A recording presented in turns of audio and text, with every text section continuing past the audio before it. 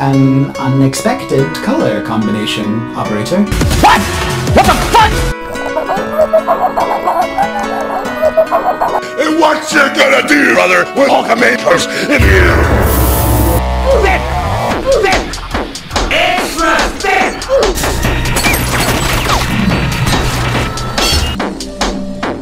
So can you believe how much I am coming?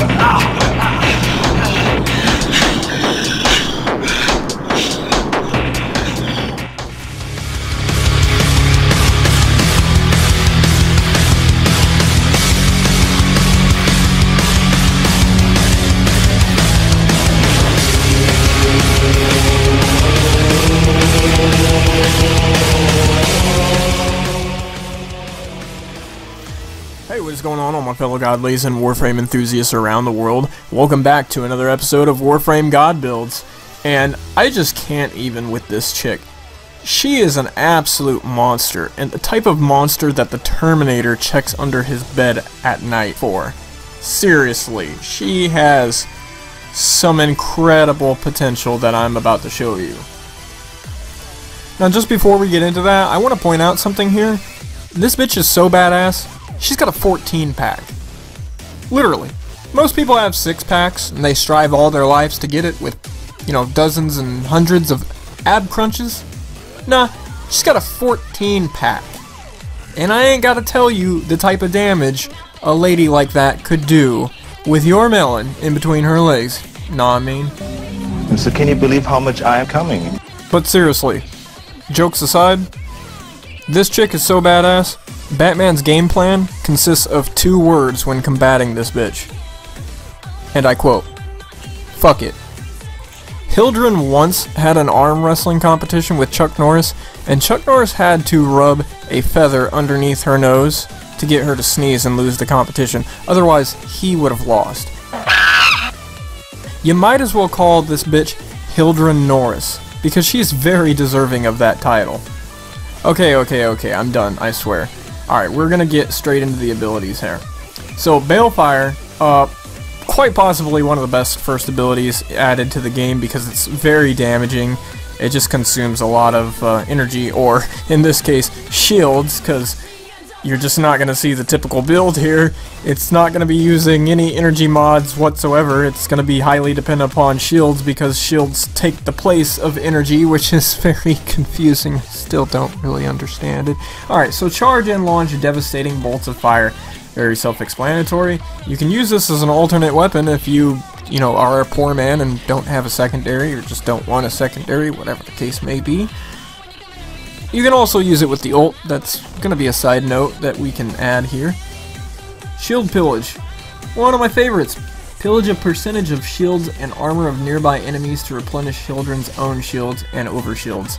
Literally all I have to say about this ability is that it's about the only thing you're going to need in combat. There's no micromanaging to be done with this bitch because she's like Rhino if Rhino was perfected by a god.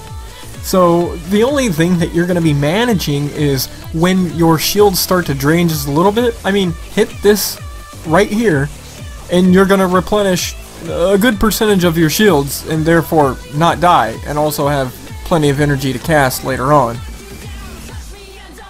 Haven creates a shield aura around allies. Enemies and approaches shield allies will take damage.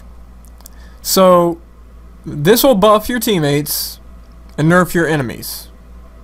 It gives them shields while nerfing your enemies. As if this chick wasn't bad enough. She just does it all. And then the ultimate, I would say that this is... It's not a very disappointing ultimate. It just doesn't do a whole lot of anything. It's kind of like a Vauban's, but still, and I mean, let's face it, Hildryn is so much more useful to the team on the ground, doing damage, absorbing damage. You take to the sky and rain balefire rockets down on enemies nearby. Enemies are blasted into the air, and they'll create an energy orb every few seconds when shields run out and enemies are smashed into the ground. I guess if you need it in an emergency CC situation, this is pretty helpful. If you just want to kind of stall things out and make the battle last longer, this will be helpful, I guess. I've also got to thank the sound design team on this one because they really did a bang up job on this chick.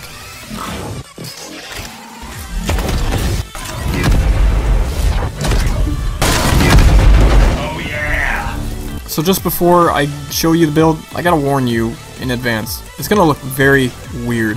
As I said earlier when I was talking about Hildryn and introducing you to her, she uses her shields as energy.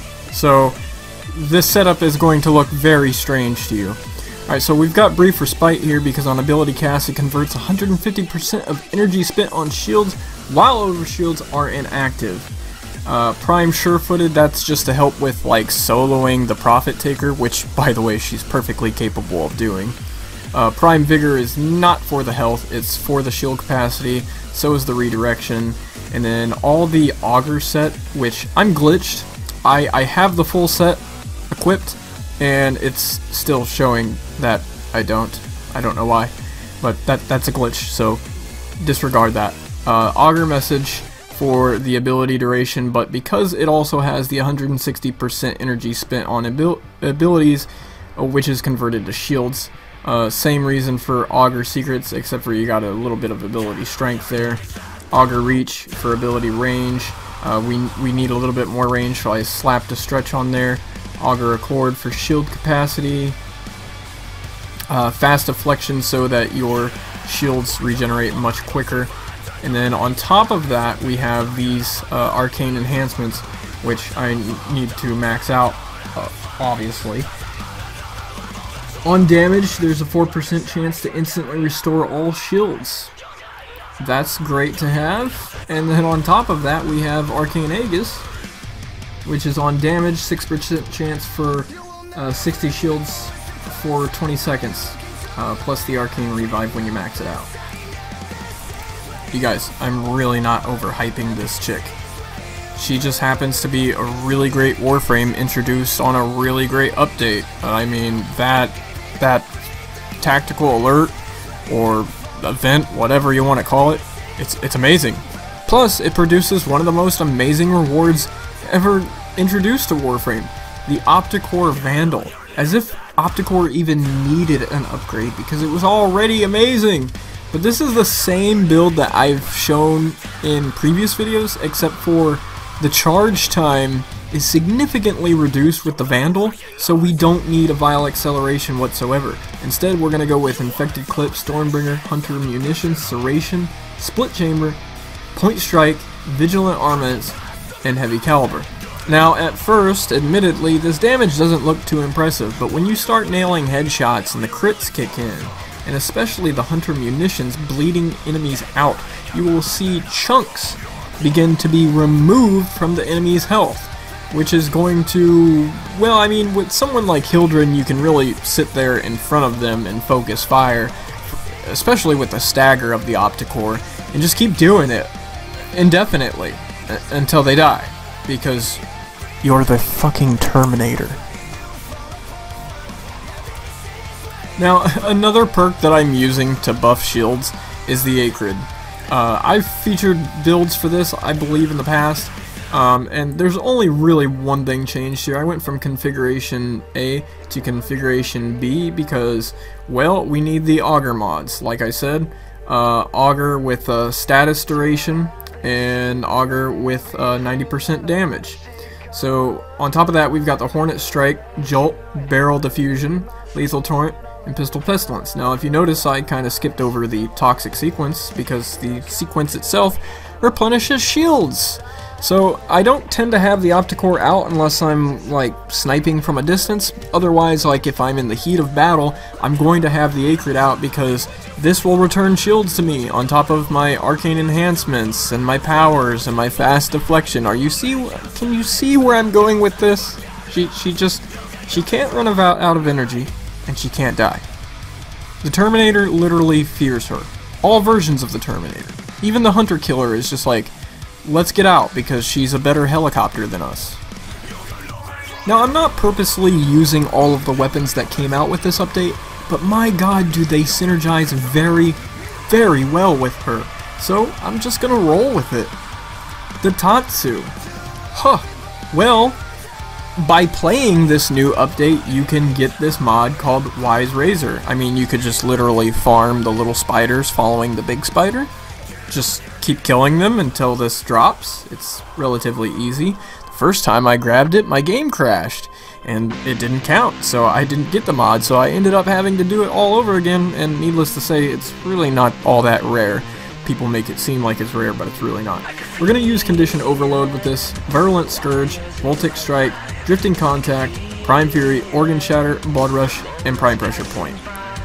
I would say that the Prime Fury is absolutely necessary because otherwise it's got a slow swing speed, and if you don't have the stance mod, yeah, you're definitely going to need the Prime Fury because it's slow. It's really slow. Otherwise, the combos are pretty good. It does a lot of damage. It bleeds enemies out really quickly. It doesn't take very long for that Blood Rush to kick in, and the crits will just decimate anything in your path.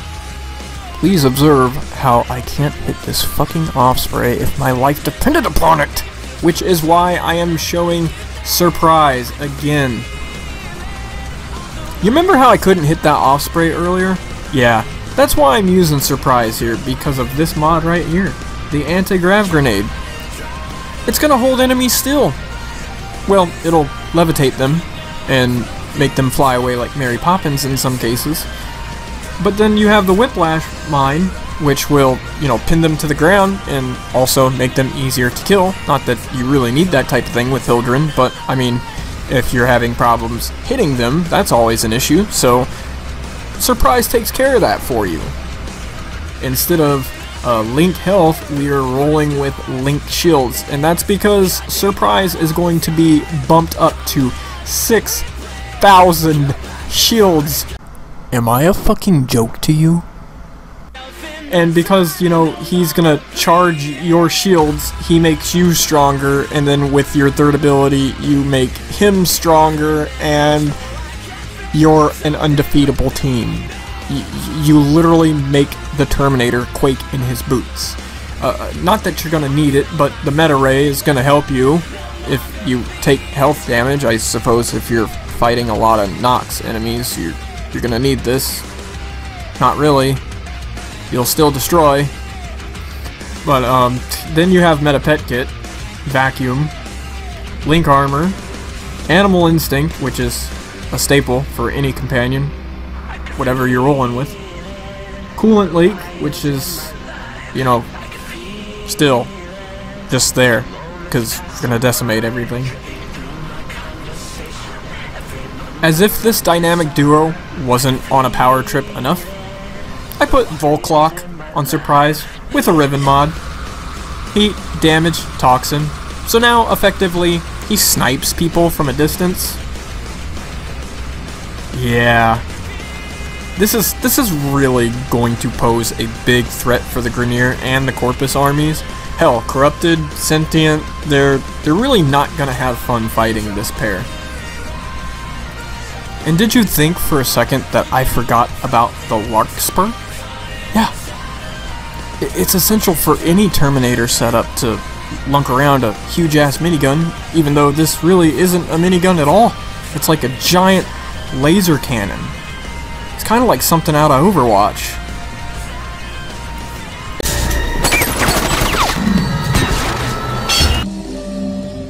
So can you believe how much I am coming?